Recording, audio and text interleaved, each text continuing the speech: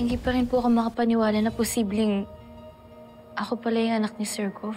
Alam mo, kaya siguro magandang pakiramdam mo sa akin. At the end of the day, he's still my stepfather.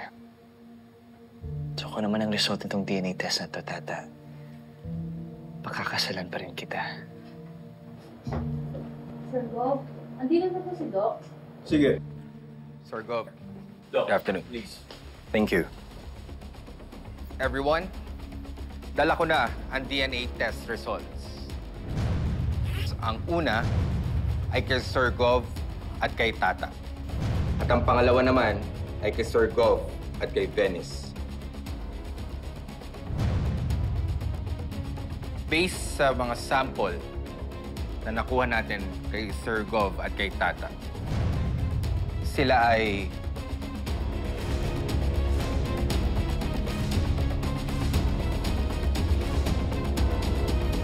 hindi related.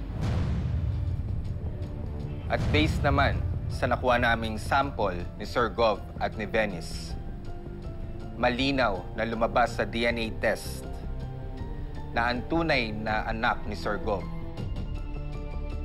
ay si Venice. I knew it! I knew it! Sir Gov, Lola Sweet. Tama po. Hindi po kami nagsisinungaling. Hindi po namin kaya gawin yun sa inyo. No, it's impossible. Paano nangyari yon? Sus, Ginoo! May 99% accuracy po ang DNA test result na ito. Hindi mapagkakailang si Sir Gov at si Venice ay mag-ama.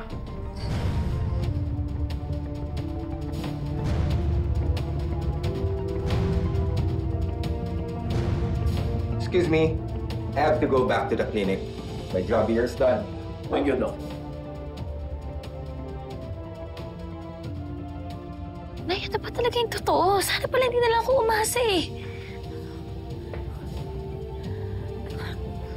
Ang alam ko, ikaw ang anak ni Carmen. Ikaw ang iniwan niya sa akin. Anak, ikamamatay ko. Pero paulit-ulit kong sasabihin sa'yo, ikaw ang anak niya dahil yun ang totoo. Pero paano nangyari yun, Guapa? Kung totoong anak ni Carmen si Tata, bakit lumalabas sa test na anak ko si Venice?